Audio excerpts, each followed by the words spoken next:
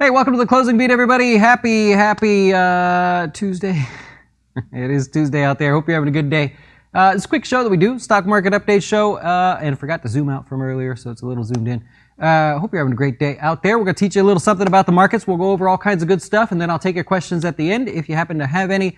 So let's dive in, really. There's a lot going on here today.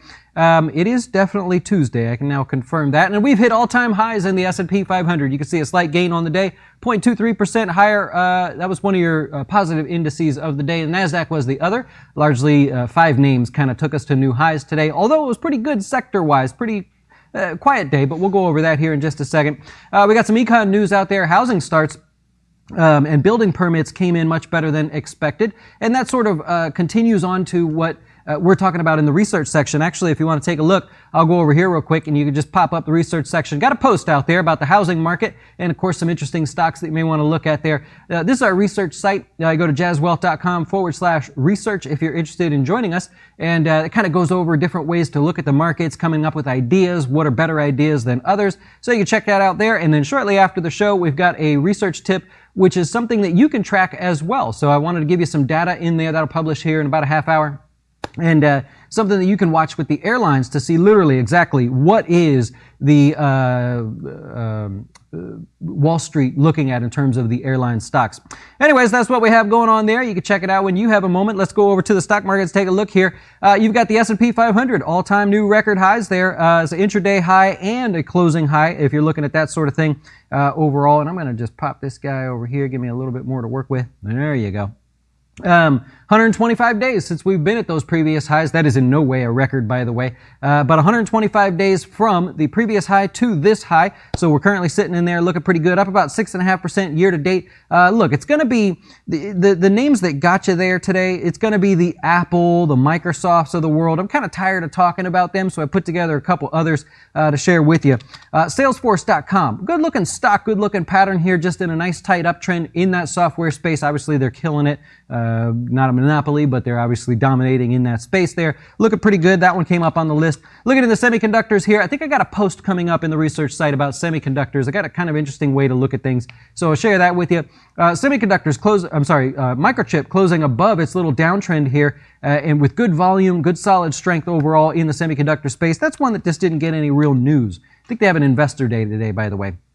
You've got Mosaic, trading in the agriculture space, looking good. So about a 2.5% gain on the day. Just a couple other names than always talking about Microsoft and Apple. I mean, we get it. We all know what those stocks are doing. So that's what you have going on there. We go over to the NASDAQ. That was your other leading index today, of course, all-time highs and continues to make new record highs there. 31% year to date. Amazon was your biggest contributor today. In terms of the gains overall in there. Apple came in second place, yada, yada, right? It's the same stuff there. Tesla, by the way, gained 3 times more than Apple, and yet it did not have as much of a weighting on the NASDAQ. Just goes to show you the overall effects of weighting there. By the way, if we look at Tesla here, it's now up over 35% since announcing their 5-for-1 split coming up there. If it was added to the S&P 500 today, it would be the 10th largest company in the S&P 500, right around a $350 billion market cap there. So, yeah. Really strong for Tesla. No arguing that one. We'll look over at the Dow today. Just kind of floated around. Didn't do a whole lot. Not a real lot interesting to mention over the last couple of days there. Really wasn't any one area today that held you back like financials have been. Just kind of general weakness overall. If I look at a few different stocks in the mix there, United Healthcare pulling back. I actually like this pullback. I don't think there's anything wrong with it there. But that was one. You go over to financials, you got JP Morgan weak on the day, Goldman Sachs as well. You could go over to tech. You could look at something like Intel weak on the day, looking like it's starting to roll over just yet again. And about half of the stocks in the Dow were weak today, so not really anything too exciting to report there in terms of the indices other than the S&P making new all-time record highs. Hey, our FinTips videos this week, got a cool couple things for you to check out. Bottom right-hand corner of your page, large cap dividend stocks. As of the other day. Obviously, some of these dividend stocks that you see there, they don't have the same dividend. So just be careful when you're looking at that list if you're using that. But it's just a lesson, kind of a teaching tool on volatility. We've also got a video coming out tomorrow, retirement plan for a 54-year-old that actually has some money, that did a good job saving versus some of the other topics we've done. And on Friday, we've got 4 tips for the small business owner in terms of retirement savings. And maybe on Saturday, got a special like Saturday morning cartoon video, although it's not cartoons. I'm going to try to answer some of the questions that we get on YouTube, both good and bad, and we'll see what happens there. So Saturday, if you're hanging out, want to watch something, you can. Our Wine and Wealth class this week is likely going to be on warrants. A lot of our customers were awarded warrants in a particular stock. We're going to go over what that means, how we'll treat them, and everything going forward, and maybe take a look at the markets as well. And in our research section, I don't need to promote it again. It really helps us if you're interested and you can't join us here at Jazz. We got a lot of cool posts coming up, and in addition to being posted there, specifically here in just a little bit, how to tell if the airline stocks are going to go higher or lower, specifically what Wall Street is looking at. And we're talking about home building stocks. If you were to go to the research site right now and kind of seeing that, it's on fire, right? Real estate market is just on fire out there. I probably don't need to tell you that if you're seeing homes kind of turn over in your area. For your 401k stocks positions today, large cap growth led the way. It's up 1.5% over the last 1 month, but by no means is that the best performer. Small cap value is the best performer there and has been over the last month. 2.02%. The last 3 months, it is by far the best performer, up 7%. So you're seeing the value portion of your 401k, if you happen to own those positions, starting to pick up a little bit of the slack there. Let's move on over to the sector breakdown here and take a look at what we've got going on in the different sectors. Kind of all over the place today. I'll just go through a few of them because there's not a whole lot to go over. Consumer discretionary there, almost up 10% for over the last 1 month. You got Amazon with a big move today, breaking out of this little sloppy but sideways range, kind of covering what we did yesterday with the series of higher lows, series of equal highs. Kind of an interesting technical pattern there. 3/4 of the gains in the consumer discretionary ETF today came from Amazon. Gives you an idea of how crazy that is, right? We take a look over at Nike. Nike's got a little mini breakout setting up here. Is that going to move higher? So it certainly seems like that. Volume is getting nice and compressed. You got price getting compressed right in there. If you're a technical trader, you like that sort of thing. I'll point out McDonald's is the other one in there, looking like it's going to challenge these prior highs right around 214.75-ish. Just steadily moving higher, slow and steady, good mover here as far as McDonald's goes. We'll take a look over at communication services, hitting new 52, almost hitting new 52-week highs, not quite getting there. It's up 5% over the last 1 month. Google was your biggest contributor there today. I would say Netflix as well. If you happen to be looking at those two, both had really good days. Netflix up about 2% on the day. In the gaming space, you've got Electronic Arts, great day, nice reversal of some of those previous week declines there. And ATVI, anytime you look at EA, you look at ATVI, also had a good day, up 1.5%. Looking at healthcare, you got a hint at maybe a breakout there. It did a little bit today, no volume, no action. Everybody was looking elsewhere, but healthcare, nice and consolidated near those highs. It looks like healthcare stocks are set to break out when you get names like UNH that start to find a little support after their pullback. That could be just the recipe. Like a little reversal in the insurers could be what's needed to get the healthcare stocks as a whole to start moving higher. You got utilities looking like they're rolling over just a little bit, kind of a fake breakout above the 200-day moving average. Not really anything exciting there. And energy. Energy was the weakest of the day today, down 1.26% on the day. Just in a mess, right? There's just nothing really exciting to post there. Looking at home builders, they continued their excitement. Did pull back towards the end of the day there, but we put a post in the research stock section about the home building stocks, what's going on there in particular, and what's going on in your area as well if you happen to be looking. We take a look at gold. Gold was up another $14 today, back above $2,000 an ounce. And here's a fun stat for you before we move on. The gold mining ETF, GDX, is historically, meaning over the last 15 years, it is historically the best performing ETF between right now and the end of August. If you take a look back there, median performance 4.71% over the last 15 years, and positive 64% of the time, it ranks as the best performing ETF between now and the end of the August, right? So if you're just curious, like from about the halfway mark to the end of the month, what do we have there? I think I'm gonna do a research post on some different sectors and the best performing stocks and everything going forward. I don't ever like to look back and say, well, maybe it bounces, maybe it doesn't. I like to look forward and say, historically, what are the stats that you're gonna be investing or trading something that's worthwhile to trade? All right, let's go over to your new highs, new lows for the day. So here we go. You got 31 new highs on the day. Kind of an interesting mix. It's kind of, to me, it's a minefield of stocks in here. You got to be real careful. A couple notable ones stick out. CarMax at new highs. They're looking good. They're doing a great job competing against Carvana and Vroom and everything, adjusting their model to be able to ship cars directly to the customer, do all that just like Carvana does. Looking good there. Walmart with their earnings traded well with inside the expected move overall. We'll cover that here in just a second. But that one briefly hitting new 52-week highs as well. McCormick, if you're looking at that one in consumer staple space there, new 52-week highs and a steady, consistent, uptrending stock, right? Just nothing too extended, nothing too crazy, not a consolidation, just a nice, steady, uptrending stock overall. I think I typed the symbol wrong there. I did type the insurance, that symbol wrong. So I'll go on to this one here. Intercontinental Exchange, looking at the exchanges. They've been the best performers inside the financial space. I've been saying that for weeks just to bring your attention to it. Here's one, Intercontinental Exchange, hitting new 52-week highs today, looking strong. Got an issue with the new highs, 31 new highs. We've been in the 20s, 30s here for the last couple days. The problem is we've got a below average amount of stocks making new highs relative to the historical average. Look over the last 30 years, the average number of stocks making new highs with the market where it's at should be at about 11%. We're nowhere near that. We're at about 3% right now on a daily basis. We've got work to do. That lets you know two things. You could either be negative about that and say, well, this is a weak rally, we're due for a severe pullback, blah, blah, blah. Or you could look at it in the positive way and say, well, what if all of those stocks start to come up there? What if all those stocks start to get going, headed back towards those 52-week highs? Do we have room for more of a rally? So it depends on kind of where you stand there. We're going to go over and talk about our watch list here today, and we will continue with the concept of those new highs. What if you think that stocks are headed towards new 52-week highs and that new high list is going to start growing and growing? Well, I put a few of them on there that you may be interested in there.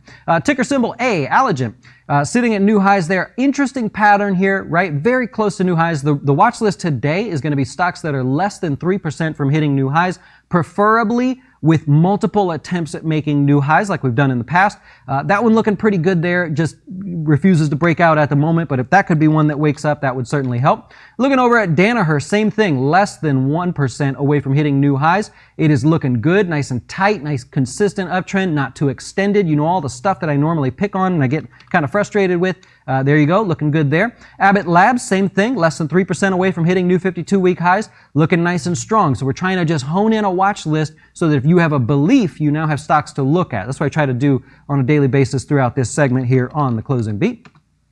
You've got Broadcom, AVGO is a ticker symbol. Same thing, just right there. It's in the right space. It's in the right industry. Everything looking good. You got semiconductors starting to wake up or have been waking up, looking nice and strong. There's one that's less than 3% away from a new 52-week high.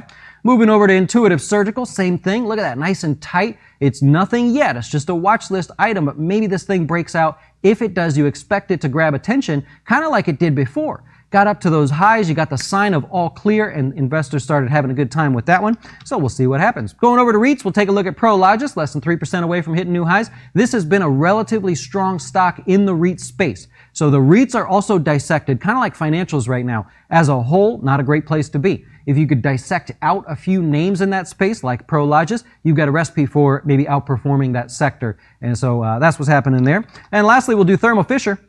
Same thing, series of equal highs, less than 3% away, higher lows, nice tight uptrend, volume staying consistent, all of those technical things that traders like to look at, looking really, really good there. These are S&P 500 stocks, and this is, hopefully you enjoyed our watch list section there. We will continue, of course, again with that tomorrow, and I'll take ideas. If you have ideas of stocks you want to see or different patterns or things, we can do that. We usually share about 6 or 7 names in there throughout our day on our show here. Hope you enjoy. All right, so let's finish up with stocks in the news. We'll do the last one here and then take your questions if you happen to have any there. Stocks in the news. You got earnings season. Remember I said yesterday when Walmart reports earnings season is considered over, right? It's just like an unofficial kind of ending. Traders just assume it's over. We wait for the next one to get started there. Earnings season this season has been 71% of stocks have beat on earnings. That's the best ever.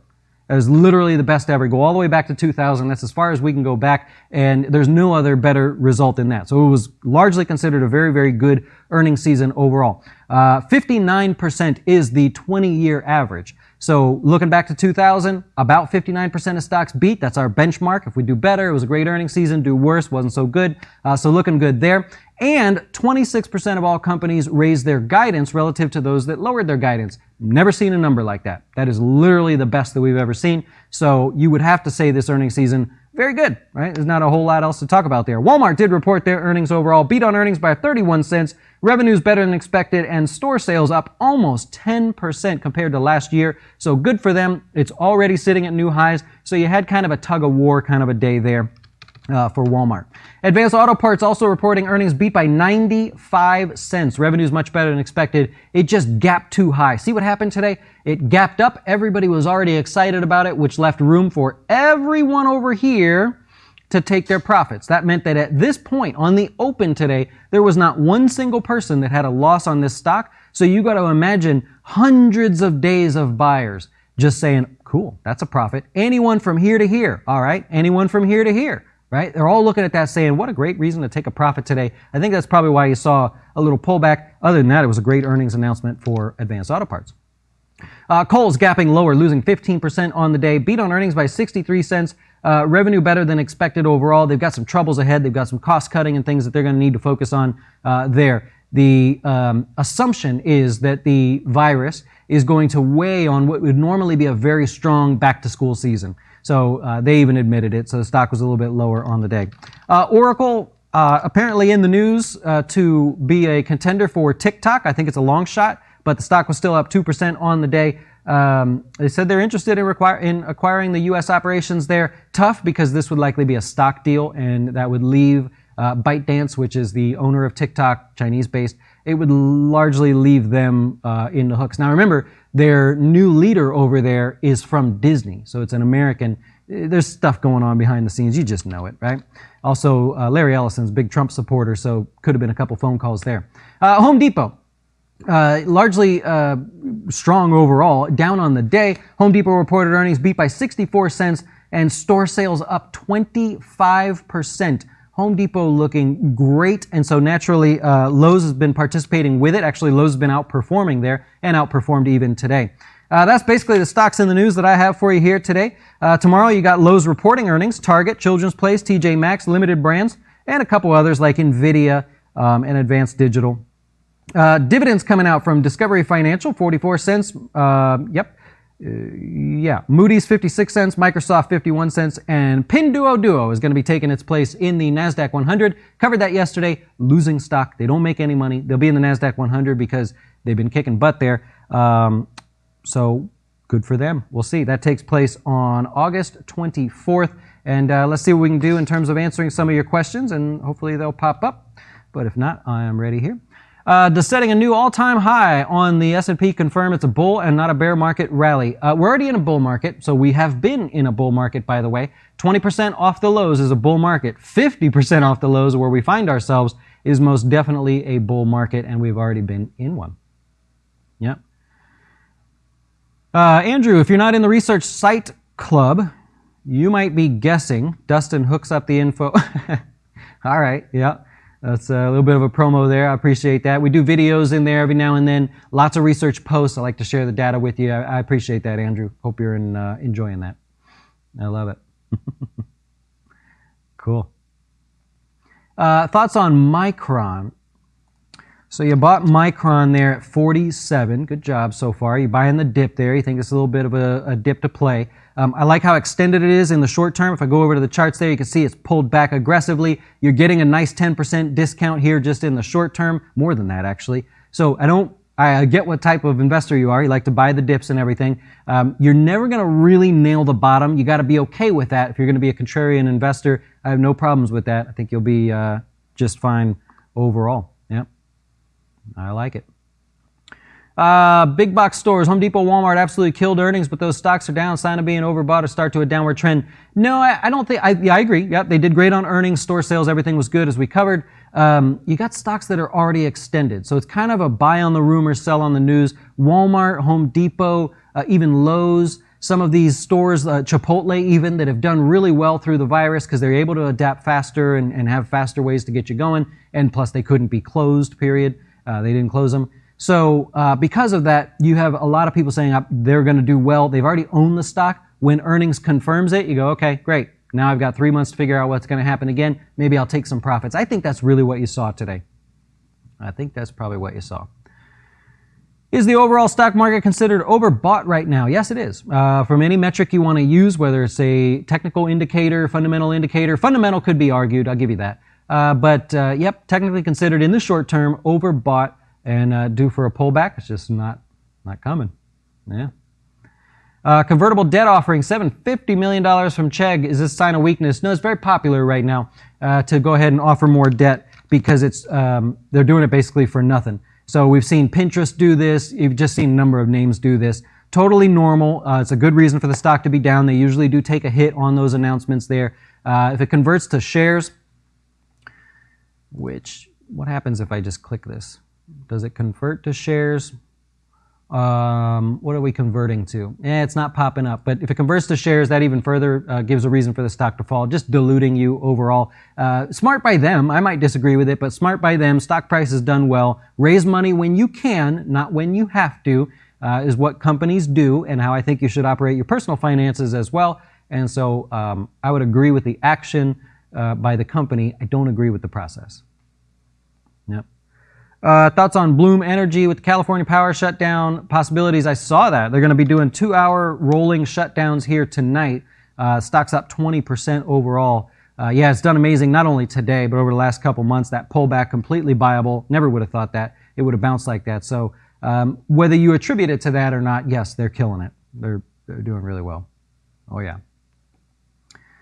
Thoughts on how to find penny stocks or companies that are growing. Companies that are growing, you could compare earnings growth rates, but penny stocks, it's rather difficult and you never really know if that's what you're finding. So I wouldn't comment on the penny stocks, but to find growing stocks, yeah, you can certainly set any number of scans on any platform, you know, Thinkorswims and your Fidelities, TradeStation, things like that, to find companies that have a certain growth rate that you're looking for. Could be any number of metrics there, but yeah. That's what I would do. I would start in the platform that you have. It's usually all free. What REIT is mainly focused on new... Oh, you mean has the majority of their locations there. That would be Equinix. EQIX is the ticker symbol. And it continues to do really well. Equinix, or Equinix, however you say it. Yep. Thoughts on the hype behind Rackspace? It's another one of those names. One of those sort of software, internet or service as a software kind of things. Obviously storage, cloud, all that great stuff. That's where the money's really moved through the virus shutdown there. Even in the REIT space, if you're looking at that, that's where the money's at there. Tech and data space storage and everything continues to do really well. Yep. Aaron. Oh, cute picture. I like that. You guys got to have pictures, man. We can show you a picture now. When you have a beaten down stock like Intel, what indicators would you look at for a turnaround? This is going to be largely fundamental as well as technical. You might look at the stock and say, I recognize that pullback, right? I'm getting a huge discount here in the short term. This stock doesn't really move outside of a normal kind of a range. And you don't see it at $100, not a growth company, things like that. You're really looking at any positive indicators that they're going to be somehow ahead of schedule with their recent delays. If any of that changes, or if you're a technical trader, you can take it a step further and say, I'm not even going to look at buying this dip. I'm going to wait for it to start bouncing. Intel's not the kind of stock that just runs away and all in like 2 days and you miss it. So you can wait for it to make a low, possibly now, and then start seeing that series of trends higher before you do anything. That'd probably be the easiest way to do it. Take a couple more questions from you and then we'll be on our way. Yeah. Spencer says, rephrase, thoughts on M2 declining and the stocks rising. Yeah, we could go into all kinds of, conspiracy theories and how they change the numbers and just adjust on the fly like that. Bottom line is you still have nasty numbers out there and stocks just moving ahead as if that's only going to get better. It's kind of a, if the worst is already priced in, then we have nowhere better to go but up, right? It's kind of that mentality. Whether it's right or wrong, we'll see. But yeah, I probably know what you're trying to say there. I would agree. Any more? We're done. We did it. Okay, we did it. We did it there. We nailed it. They worked. Everything was good today. I appreciate you guys hanging out with me. We'll be back tomorrow to do this all over again. And if I helped you in some way, maybe hit the subscribe button, thumbs up button, all that good stuff. Enjoy the rest of your day. And yeah, we'll talk to you later.